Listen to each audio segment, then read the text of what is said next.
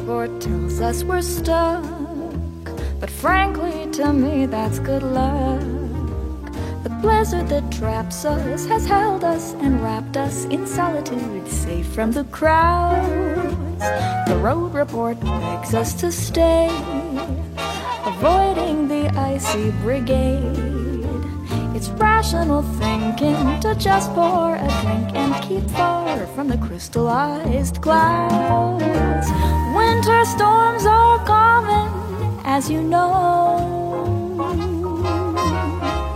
This shouldn't be surprising, but I'll still let that blizzard sow, and I'll report back to the cheers, the seasonal greetings and wish you were here.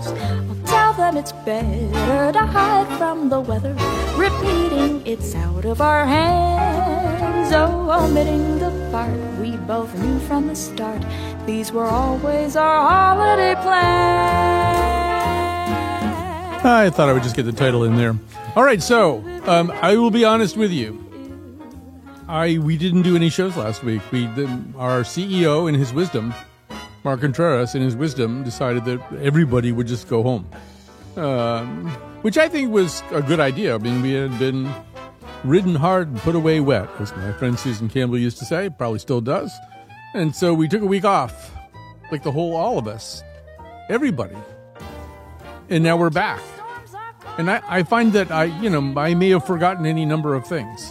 Like I'd forgotten about the table that we have here. We have this exquisite table, which I feel like I'm sitting in the wrong part of all the time. I don't know. We need to post more photos. Like we need to post like the way that the ambiance of where I'm sitting right now. It's like if David Lynch had directed the first Star Wars movie. It just would have been this. Oh, you can't see it, but anyway, so what we're going to do today is Ask or Tell Me Anything, the number for you to call, and you can call about anything, any topic. It's what anything means, and Ask or Tell Me Anything. You can call 888-720-9677. You can call even if you just have the concept of the plan for a topic. You don't even really have to manifest a topic. 888-720-WNPR. I may be opening a door there that I wish had stayed closed. I don't know. But we're going to try some calls right now. I have a lot of other things to talk about if the going gets slow. But I don't think it will. I think people have things that they need to talk about. So we're going to begin with, we've got Mike from Woodbury and Tom from Manchester. Why don't we begin with Mike from Woodbury? Mike, you have the floor. Hi, Colin. So I am of Irish American heritage, as I know you are. And there's a terrific show, which you may have seen on FX, streaming on Hulu, called Say Anything, which is it's actually called Say Nothing. Say Nothing. Say Anything would be the John Cusack movie with the boombox and the Peter Gabriel and the boombox and this stuff. That's right. Say Nothing. Sorry, but also it's based on the also terrific book by Patrick Radden Keefe, and it's about the Troubles, which in Ireland, which is a subject I don't think many Americans under the age of 40, maybe even under the age of 50, really know what it's all about. And what's really interesting about it, I think, is sort of a unstated theme is what is war and what is war crime. And although the analogy is certainly not perfect, there are certain similarities between what's going on in the Middle East and what happened during the Troubles. I mean, Bloody Sunday, where British troops opened fire on Irish citizens and killed, I think, 14 of them and injured many, was in a way their October 7th. That really lit the fuse for more violence on the part of the provisional IRA, and really, I think, directly led to the London Old Bailey bombing a year later. To them, to the IRA, it was war. To the British, it was crime. I remember seeing a clip of Margaret Thatcher saying, "Crime is crime is crime," And, to the Israelis, it's war. But the International Criminal Court has just indicted Netanyahu for war crimes. So where is that line? And it's interesting. And I think, as I said, it's not a perfect analogy, but there are certain similarities. Yeah, I would just say before somebody else points it out, I would say that October 7th is kind of the opposite of Bloody Sunday in the sense that the people with the most power were inflicting damage on people with less power. And I would say that October 7th actually was the people with less power inflicting damage on people with more power. I mean, in a very, very horrible, inexcusable way. So it was almost like whatever retaliation you want to associate with Bloody Sunday. But it's there, and it's certainly there. I don't know if I've ever seen polling about it, but my understanding has always been that in Ireland, the Palestinian cause attracts an awful lot more favoritism than it polls better in Ireland and probably in the North too than it does here in the United States. So yeah, I mean they feel like there's some kind of commonality, some kind of common cause. They feel similarly oppressed.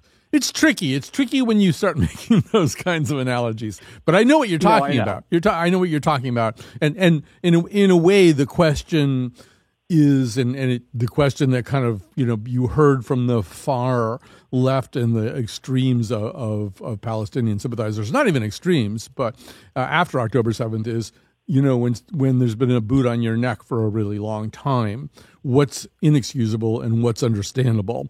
And I mean, for me, October 7th, even knowing what I know, it's still not excusable. That wasn't the way to deal with it. But it is similar to the Irish cause that way. And yeah, by the way, Say Nothing, terrific book. And the series is, I mean, I hate to say it, but the series is kind of fun in a way that maybe, and I know that Patrick Radden Keefe, who wrote the book, has had a lot to do with the production of the series. But, the book, you almost feel oppressed yourself by just how bad things are, how violent things are on both sides. And they've actually kind of made it a little bit more fun and exciting, I think, on television, which is why some people who really love the book are maybe having problems with it. But anyway, I see the point you're making, and we are hot on the trail of trying to figure out as of this morning, we started talking about the idea that Irish culture is kind of having a moment, too, in a lot of different ways.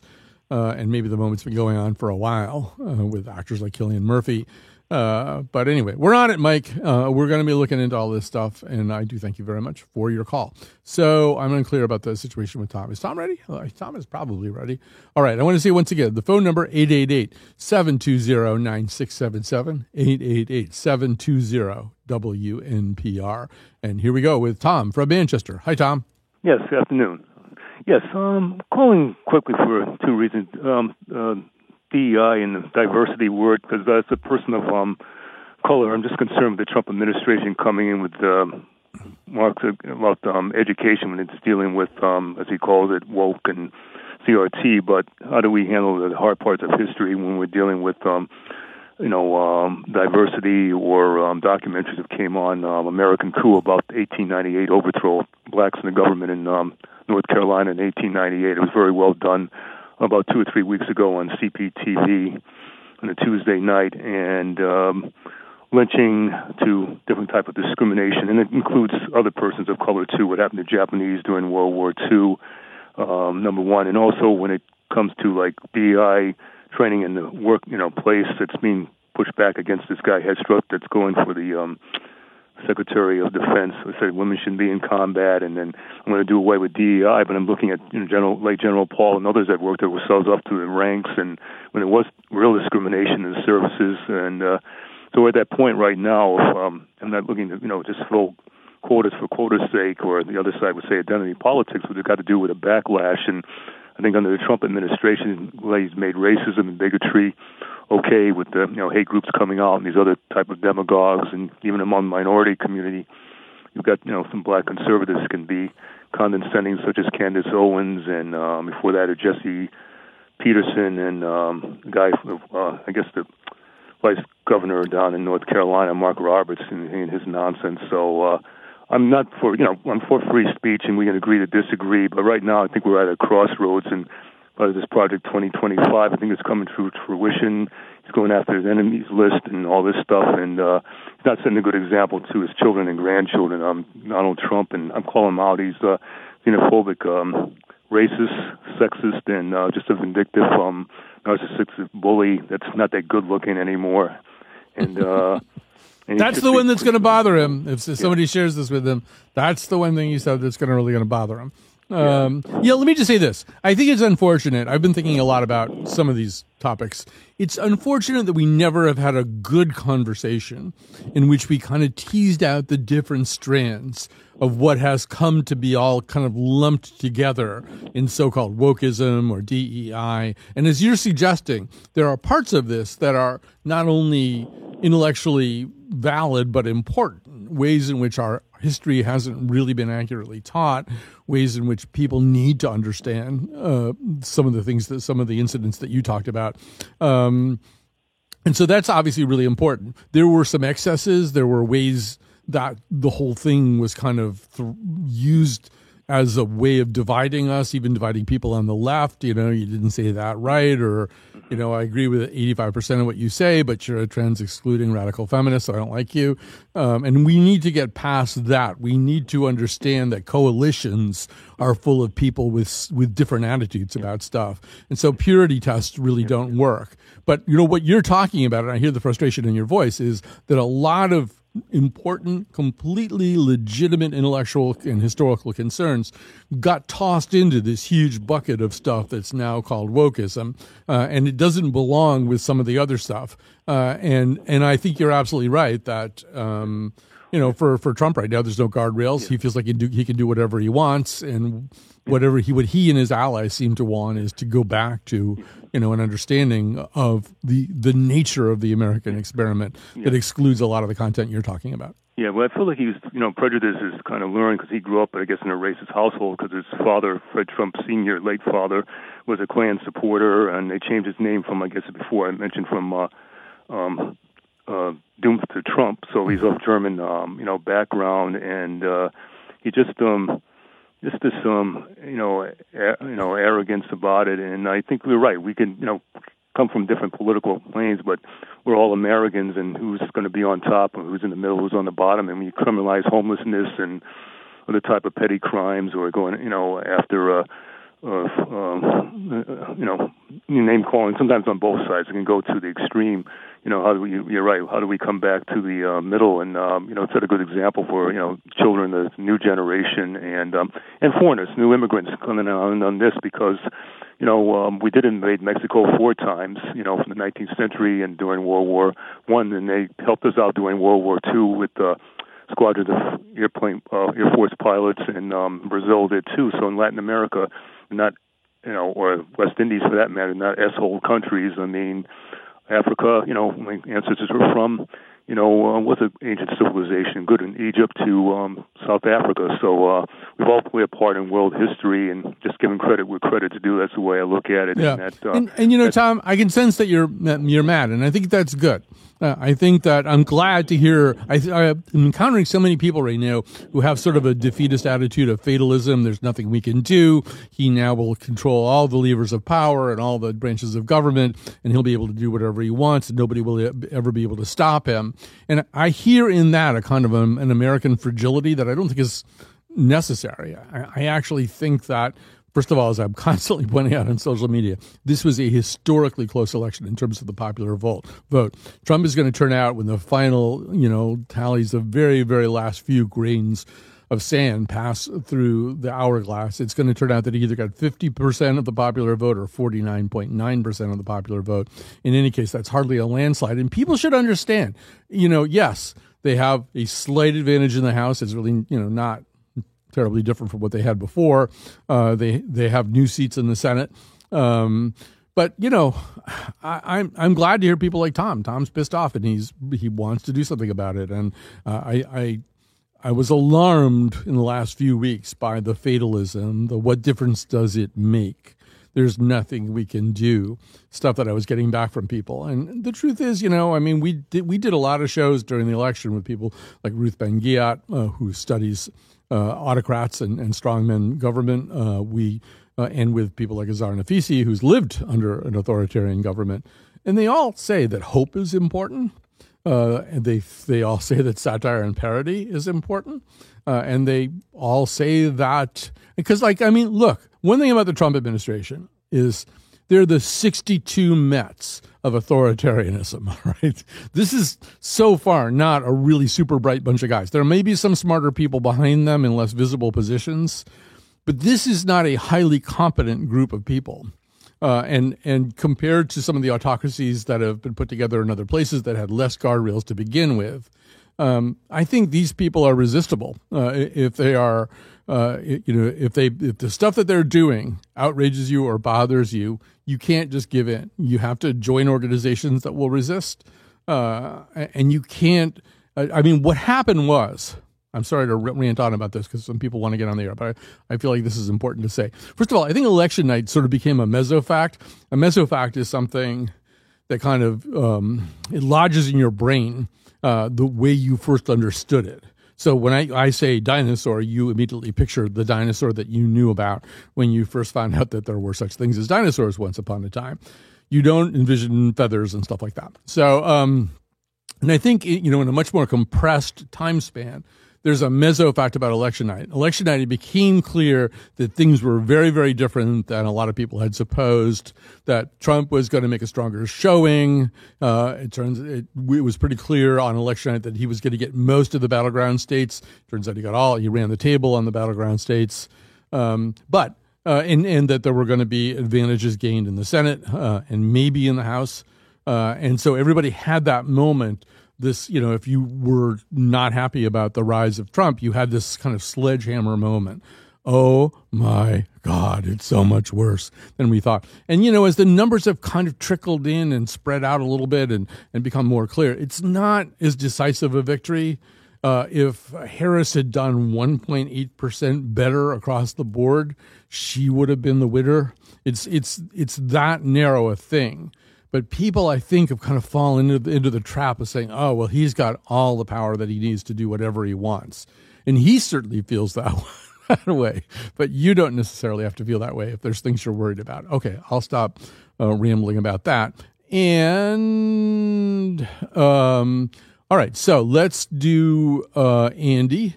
And then we'll see where else we are. But the number 888-720-9677, 888-720-WNPR. Hi, Andy. Hey, Colin. How's it going? Just fine. I want to go over an insane legal theory that I have with you and see if there's any merit to it. So the Fifth Amendment to the Constitution says that the federal government can take private property for public use if there's just compensation. And as you're probably aware, here in Connecticut, we had one of the most famous eminent domain cases down in New London. The Kelo case, the Little Pink House. The Kelo, exactly, yes. So, and it's primarily used for real property, but the reading of the amendment, and I don't know if there's any law to support this, doesn't say that it can't be used for other private property. So what I think that should happen is that the government should seize the Charlie Brown Christmas special and put it on PBS, because right now it is only being broadcasted on Apple TV, and you need an Apple TV subscription. And there's something about the irony about that the Charlie Brown Christmas special, which is all about the true meaning of Christmas, is only being broadcasted if you have this special app that you have to purchase. So I think the federal government should seize it and put it on PBS so everyone can see it. Well, I think that would have the added benefit, too, of the federal government flexing some muscles against these enormous corporations like Apple. Yeah. Let them know, who's in charge. First of all, this, I don't know whether this is good news to you or bad news to you. It might be bad news because it lets a little bit of the air out of your balloon. But according to our producer, Jonathan McPants, the Charlie Brown Christmas will be available to stream free for anyone on Apple TV Plus next weekend. That will be December 14th and 15th only. You have to schedule it around going to see Carolyn Payne's Nutcracker Sweet and Spicy. But you can watch it for free on Apple Plus. Wow, I did not know that. Yeah, which I know that you were Another legal theory here. You're radical. But you'd already self-radicalized, and I don't want to and it's fun to be self-radicalized, right? You get the bandoliers on. You're up in the hills. You're thinking, you know what? Let's just take back the Charlie Brown Christmas. So I don't want to wreck that for you because I think it brings you a certain kind of happiness to think about doing that. So, I mean, the other thing we could do, which would be interesting, would be bring the Whalers back. Well, there's that. No, I was thinking whether we could do like a Schmarly Schmoun Christmas, and have it be kind of, it'd be sort of funny to see how close could you come to, to the styles of Charlie Brown Christmas, and without actually getting sued for infringement. So there's that possibility as well. I mean, it could be like Ridley Walker, where we're just performing it as puppet shows in a post-apocalyptic landscape. And we're just like, or what was that? There was a Broadway show. It went off Broadway and went to Broadway. It was something Mr. Burns. And what it was a post-apocalyptic wasteland where they, did these crude pre-electric dramas around campfires and stuff, but they were Simpsons episodes because that's what people could remember. So maybe we should do that. We should just turn the Charlie Brown Christmas into this folk tradition, and do it with puppets and animal skulls. I think animal skulls it's essential, not just for Snoopy. Anyway, we have to maybe leave off there. Okay, well, let's take Terry in Sag Harbor, and then we will absolutely go to a break. But here is Terry. Hi, Terry. Hey, how you doing? Good. So, I've got a film on YouTube. It's been on there for about 6 months.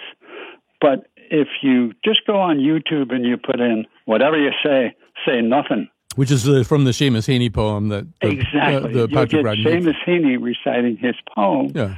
And the next thing is Colm Sands singing. Huh. And I'll give you just the chorus. Okay. Whatever you say nothing. When you talk about, what. For if you know who should hear you, you know what you'll get.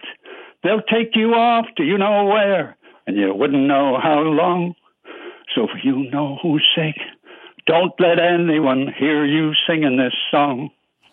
See, that's interesting, and it does, particularly so beautifully rendered by you. It does sort of remind us that we're maybe heading towards a similar situation here, where shows like mine would be a bad idea. Maybe I shouldn't really be saying anything, but it hasn't gotten that bad yet, and I think we ought to fly our flag right now. Okay, we're going to take a break. The call board is wide open, so 888-720-9677, 888-720-WNPR. But not like looking at you. When you touch me, I swear I wouldn't care. One bathroom would do.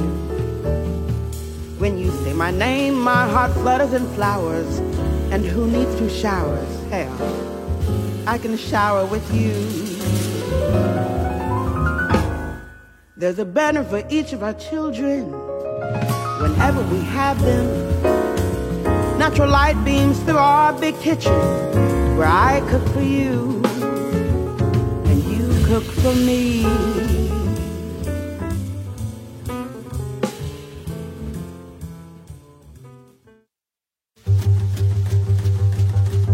When skies went dark, came Noah's Ark. Amen.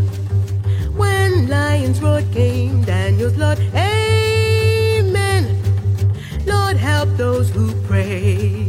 And on Judgment Day, if you believe, he shall receive. Amen. When you're down and out, lift up your head and shout. There's going to be a great day. Angels in the sky promise that by and by there's going to be a great day. See, that's the kind of attitude we should have. You shouldn't be cowed. All right, so, but we can talk about anything you want to talk about. Any topic is legitimate. We've said in the past, a topic may not need to amount to a hill of beans in order to be on this show. It could be lower than a hill of beans and still be eligible for discussion on this show. And the way you get on the show to talk about that topic is 888-720-9677, 888-720-9677. That's 888-720-9677. That can also be expressed as 888-720-WNPR. 888-720-WNPR if you're into the alphanumeric thing. So we have an update from Jonathan McPain's the play that I was trying to think of the name of. And I actually did pretty well. It's called Mr. Burns, a Post-Electric Play. And it is about, a post-apocalyptic wasteland where people recreate the culture that they remember from the days of electrification. And one of the things that they remember are Simpsons episodes. So we could do that. We could do that with the Charlie Brown Christmas special. Actually, I think the Charlie Brown, the Merry Christmas Charlie Brown, it was kind of radical in its own way. Just in the sense that it wasn't afraid to tap into some of the more melancholy aspects of Christmas. And even that song, which has really kind of become a standard now. I mean, it's now, the kind of song that Diana Krall will cover or somebody like that. It's a Christmas standard now, and it's a sad sounding song. And if you think about when that special first came out, it was still in an era where there was this kind of generalized cheerfulness that not everybody actually felt, but everybody felt like they should salute that star at the top of the tree. And there's something a little subversive about the Charlie Brown thing. Anyway, 888-720-WNPR. Okay, I don't even know what this is, but I'm excited. I'm excited about it. This is Charlie from Norwich. Hi, Charlie. Hi, how are you doing, Colin? Just fine. Yeah, I wanted to mention the windshield phenomenon. It's even made it to Wikipedia about how way back in the old timers remember that when you drove down country roads, bugs would spot the windshields and they'd be all covered and you have to clean it up. And that doesn't happen anymore. Ooh. So not nearly as... This is starting to sound a little bit familiar to me. So are there conspiracy theories about why it doesn't happen anymore? No, it's because of the plastics. The plastics in the windshield? The nanoplastics. They've mentioned this in the press a while back, but also pesticides and their widespread and indiscriminate use has led to, the elimination of most of the flying insects, and this includes the pollinators. So this is interesting. So there's two things happening, but to go back to the nanoplastics, are you saying the nanoplastics in the windshield makes it less likely for the bugs to splat there? No, the nanoplastics kill the bugs. Killing the bugs. Okay, so everything's all about that. There just aren't as many bugs as there used to be. And there's bug zappers. And I do think we indiscriminately kill bugs. And bugs obviously have a place in the ecosystem. They feed other species that we consider important. So this is not a delightful conspiracy theory. It's more... Well, it's not. Well, but the point I'm trying to make, though, is that those are just the flying insects, but there's a lot of insects that don't fly. Yeah. And they're needed for nature to renew her nutrients, to chew and eat the leaves and dead wood and dead bodies and things and turn them into food that the plants can use. Okay? Well, and those are probably gone, too. Yeah. Well, that's upsetting, but it's scary. Yeah, and I think it's about to get worse rather than getting better too. I think indiscriminate use of pesticides is going to be, kind of the norm a little bit for the next few years. So yeah, I'm also aware of the fact that Roy Blunt Jr., an early mentor of mine, maybe his greatest collection ever is called One Fell Swoop, and then the subtitle is "I'm Just a Bug on the Windshield of Life." And that might be, just a reference that people don't even get anymore. Well, Charlie, thank you for calling our attention to that. And yeah, I always think that, to be honest with you, on a summer night when I'm walking around the neighborhood and there's bug zappers, everywhere, and I'm thinking, they're not just zapping mosquitoes, and mosquitoes have even mosquitoes have, things that they do. They don't just give us malaria and contribute nothing. But they're just, these zappers are zapping all kinds of bugs, that feed other things and do play parts of the ecosystem and in the ecosystem. And so I'm with Charlie on that one. All right. 888-720-9677. 888-720-WNPR. And here we go with, this is going to start something, I bet. Oh, here we have Dean and Meriden. Go ahead, Dean. Hi, Colin. I just wanted to talk a little bit about vernacular and language.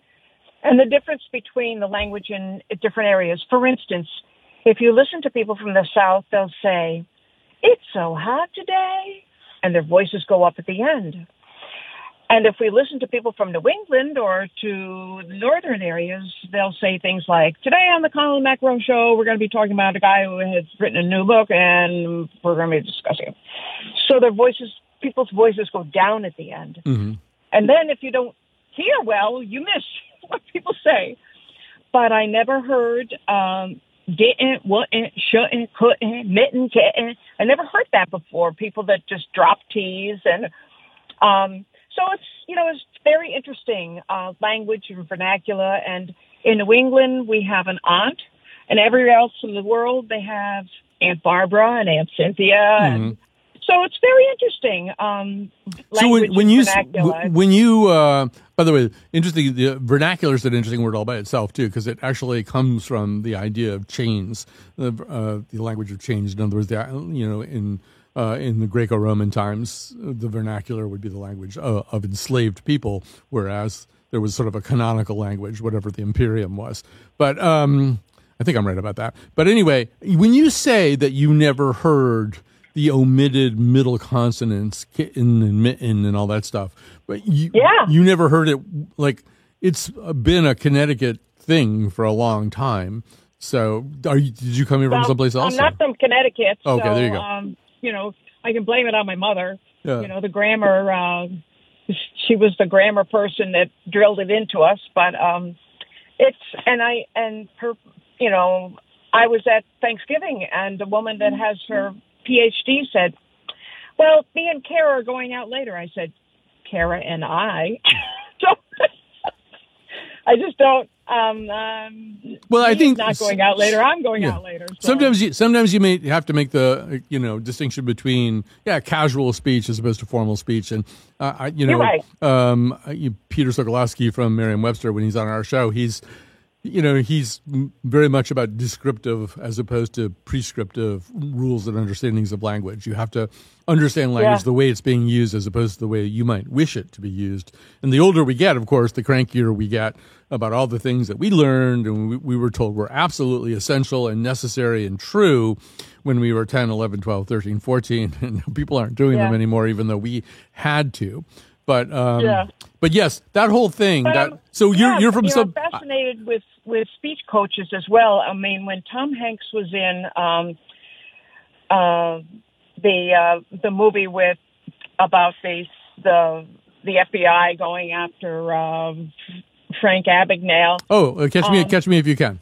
Catch Me, yeah. And John Williams did the music for it, and so, but. Tom Hanks had to have worked with an incredible coach to get a really strong Boston accent to do that. That was astounding to me. So it's amazing. The speech coaches that help in drama, but language in itself is just a blessing that we can even talk and hear. Yeah, no, I first of all, I'm going to try to make my speech ascend for a while. So I actually think it's great that we have different ways of understanding language, and I'm trying to make you happy. Thanks, Colin. All right. Well, thanks for your call. And yes, I mean, I do want to say that, Lily Tyson, who's head of Lily Tyson Quality Entertainment Productions, they do Generation Barty. I don't like everything they do, but she has a very strong Barkhamsted accent, and that she will occasionally, I think it's fair to say, drop those middle consonants, and it's like the only, she's so learned and, I think it's fair to say elegant, but it's like her only little, well, no, she has a very strong Barkhamsted accent. Those people who have that, they're very different, they're difficult to comprehend. So we're going to go to... all right, we're going to go. It looks like are we going to, I think I've screwed up the board in some weird way. Let's go to Dave first, and then we'll go back to Carol. Okay, Dave from, this is Lake Como Dave. Lake Como Dave, welcome to the show. Hi, Colin. Speaking from the deep, deep funk of 15 inches and more falling in this lake effect storm, it's got me thinking about gloomy things, but I guess I'll stick to just one of them. is that why is it in the modern Democratic Party that the response to crisis is always to form a circular firing squad and have air all the squabbles in public through the media? I mean, what's it going to take to give this party the discipline to air that stuff behind closed doors and come out with a nice unified, however long it takes, a nice unified plan going forward that they can stick to? It's driving me away from the party a little, at least sitting here today. Well, what did Will Rogers say? I belong to no organized political party. I'm a registered Democrat. Right. And I mean, I think that is very much the character of the Democratic Party, and it's probably not going away. I don't know. I think we all have a lot of thinking to do, and a lot of people are talking before they do the thinking part. They're just talking. I do think that grassroots mobilization is going to be very important in the years ahead. I think that in some ways, thinking about the Democratic Party as an entity that can produce a unified message is maybe in itself doomed to failure. And if you look at what Trump did with the Republican Party, I mean, basically, first of all, he drove out the old Republican Party, and then he basically sent a message saying, I'm on your side, whatever it is you think you want, however you feel like you've been screwed. I mean, there aren't a lot of real Trump doctrines. There are more these sort of grievances that play well with certain audiences and probably test well with focus groups and stuff like that. But I don't think there's necessarily a unifying philosophy behind them. But he managed to persuade people, and including people who are not all the same. I mean, I think that's one of the things that Democrats and other people who are unhappy with Trump, they miss about the Trump movement, which is that there are some people, and it's like what Hillary Clinton was trying to say on that fatefully badly worded occasion, but there are some people who are actually pretty deplorable, and then there are some nice people who are just looking for better answers than they think they're getting from the quote-unquote establishment. And they're not horrible people. Or then there are other people who are profoundly decent people, but they happen to believe a thing that, like, as I say, I'm close to people who are just convinced that abortion is murder, and it's going to be really hard for them to vote for somebody like Harris, who runs so strongly on this idea of guaranteeing access to abortion. They were raised in a tradition, and they still subscribe to it, and they believe a certain thing, and that doesn't make them bad people. They just believe something different. But I think the Democratic Party, you can barely even say these things because people just immediately get mad and say, oh, they are two horrible people, and they want to control women's bodies and yada, yada. And I think the Democratic Party needs to understand that if somebody agrees with you about 80 to 85% of stuff and disagrees with you about 15% of stuff, that should be the basis for a strong relationship, where you say, okay, so we're all on the same page about minimum wage and family leave and yada, yada, but we don't agree about this other thing, but that's fine. We still basically belong in the same camp. And so rather than trying to get unity, to pound a square peg of unity into the round hole of reality, just admit that we're not going to agree about everything, but we just need some common basis for proceeding. So I don't know. That's my 2 cents. I don't know if it's worth anything, but that's how I see it right now, Dave. Yeah. I mean, one thing I just took away from this election is that more important than any kind of policy or any of these things that we will always regard as, democratic virtues or whatever, we need someone who is going to be a candidate. And I think somebody like a Gavin Newsom, and who declares for the race like 6 months in, runs a 3.5-year campaign, whatever, that there's a large slice of people, and especially, for good or ill, probably ill, men who will respond more to a strong and maybe even a little bit ruthless candidate than they will to any number of policy prescriptions or talking points. It's like we need somebody to be able to, and I hate to say this, but fight dirty a little bit as far as anticipating things and pulling the rug out from the opposition more preemptively. I think we need to have a strong candidate early on who's going to knock them dead. Well, I mean, that's an interesting idea. I don't particularly think that I want 3.5 years of Gavin Newsom running for president in my face. And I think the other thing you have to, I mean, there's always a risk of fighting the last war, right? So 2028 is going to be very different from 2024, and we don't know how. But one thing that we can say about 2024 that I think would resist, that I think would be hard to contest was that quite a few people were suspicious of and rejecting what they saw as the establishment. And so somebody who seemed to be a product of the establishment and someone very comfortable within the establishment, and I realize establishment's a very murky term, but let's just assume that it means people who are part of an established power structure. So somebody like Harris, who's kind of been through that pipeline, they didn't want her. They wanted a wrecking ball. They wanted somebody who wasn't anything like that. And I do think that somebody like Gavin Newsom, he's been around forever. He's been governor of the biggest state. I don't know. I think that's the kind of thing that kind of sent a lot of voters right off a cliff this last time. I just want to quickly read a thing, and then we're going to go to a break, and then we'll come back and we'll get to Carol, because Carol's got a really important thing she wants to bring up. But N+1 ran an editorial. N+1's a really interesting journal. And they say there's signs of response, the wave of joining that has already taken place in the wake of Trump's victory, the proliferations of meetings and organizational signups, the sudden jump in members of the Democratic Socialists of America, the frenzied petitions and Facebook posts urging us to call our representatives and make demands is the first step toward creating a denser, less pliant movement. Organizations should grow large enough to command assemblies on the level of a neighborhood in addition to that of a city. And there's more. I won't read the whole thing. But, I mean, to me, things should start at a small level. I don't think you can start at a Gavin Newsom level. You really need to start dealing with people face-to-face, at eye level in their neighborhoods, in their workplaces, in their actual lived realities, and figure out what's going on with them and what they need. And don't tell them they need Gavin Newsom. Let them tell you what they need. Anyway, let's take a little break. We'll come back.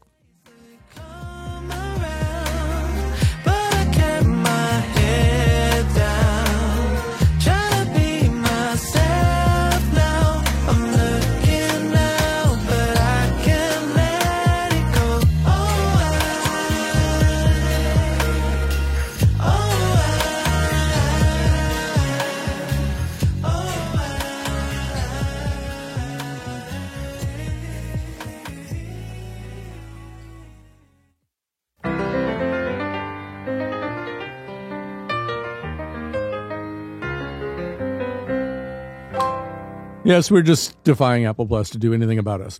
All right, so it's time to say some thank yous. The maestro, Dylan Reyes, is our technical producer today. Jonathan McPants is producing this episode and screening calls and all kinds of stuff like that. And as promised, we are going to go now to Carol from Glastonbury. Hi, Carol. You're on the air. Hi, how are you? Fine. Okay, I am sure you can tell from my accent that I come from New York, although I have lived in Connecticut for 60 years, so... Liechtenstein was going to be my first guess. Second guess was going to be New York. But anyway, yes. Yeah, okay. Now, here's my problem. After the election, I was either going to take all my meds, move to Canada, or stay and fight like hell. So now I'm in the stage, I want to fight like hell. I want to volunteer in places that can help make a difference. I was an English teacher for 40 years. I can help people improve their reading and writing skills, which I do for children in Hartford. I can help them apply for citizenship, but I don't know how to go about doing any of these things. So I'd like some ideas from your listeners. What can I do, where and how can I volunteer? First of all, I want to say that one of my idols, Frank Skinner, he also refers to the listeners of his podcast as the readers. So I think you've done a good thing for us. So listen out there, readers, hey readers, give Carol some suggestions, 888-720-9677. Unfortunately, we don't have a lot of time left in the show, but maybe we could get one on. 888-720-WNPR. I'll just throw a few things out there. Hands on Hartford is a great organization. I've become a supporter of them. They do a lot of, sort sort of street level grassroots work on things like hunger and stuff like that. And then I just did I host. I'm sorry, could you repeat that, please? They're called Hands on Hartford. Hands on Hartford. Yeah, look into them, and they're great, and I'm sure they find something to do with your talents. Okay. I also recently hosted a kind of benefit thing for the Charter Oak Cultural Center, which is, I think, a really amazing organization, too. They're actually lodged in the oldest synagogue in Connecticut, and it's up in the Charter Oak area, the South Green area. But they do a lot of stuff. It's not, some of it's cultural stuff. Some of it is work with people who used to be called homeless and are now called unsheltered or whatever we're going to call that. But really helping them, getting them out of that situation, and often linking that. The kids from these households getting opportunities to study music, to sharpen their talents. And so it's kind of a multidisciplinary anti-poverty and use of the arts to uplift people who are maybe from underserved areas. So Charter Oak Cultural Center, they're great. I was there just to be the MC, and I wound up making a larger donation than I'd planned on making, because the more I heard, the more impressed I was. So those are two right there. Maybe somebody we can squeeze somebody in, Carol, at 888-720-9677. Although time is a bit short here. 888-720-WNPR. Here's Roy in Manchester. Hi, Roy. How you doing, Colin? Okay. So in 2016, well, actually it's 2017, I had a fun time at the inaugural ball that was organized by you and Bill Curry. Mm-hmm. And I was just wondering if there's anything in the works of a similar ilk. There is talk about that. And for people who don't know what we're referencing, this happened at Real Artways. And it was, done at the time of the inauguration, but it was for people who were not super happy about the inauguration. So it was an inaugural ball for people like that to, have a good time on a day when maybe they weren't feeling too great about things. And you weren't feeling too great because you weren't there. Well, I got really sick, unfortunately, and missed the whole thing. But anyway, Bill and I already had the first conversation about that. I've got to make sure my employer's okay with my doing that. But I think something like that's a good idea. I think people need that. It was cathartic. It was good. I think cathartic is the word, and I think people need a certain amount of catharsis. So stay tuned. We certainly will be letting you know. I don't really have time to work on it right now, because I should tell you that on the 18th, it's a Wednesday night, 18th of December, we are going to, every year we do a holiday special, and we've just done it in studios so far. And we're going to take it live. We're going to do it in front of a live audience. It's going to be at Watkinson School in their beautiful auditorium. We'll tell you a little bit more about how to get tickets as we go. The tickets are really cheap, too. I think they're $15. But we're going to have LaTanya Farrell, who's worked with us before, and Steve Metcalf and Jim Chapdelaine, and the Shinolas, and In Shrine, Kate Callahan, and her two very able co-singers, and Matt and Atla Champlain. This is going to be a fun thing. So I got to get that done first, and then I can plan an inaugural ball. I'm sorry to Beckett. Beckett, you have a really good question, and if we had more time, I would put you on right now, but we've run out. So apologies to Beckett from Woodbridge. Call us next time, because it's a good question you're asking. To the rest of you, thank you so much for listening. We're going to be back with a whole bunch of fun and interesting shows in the weeks ahead.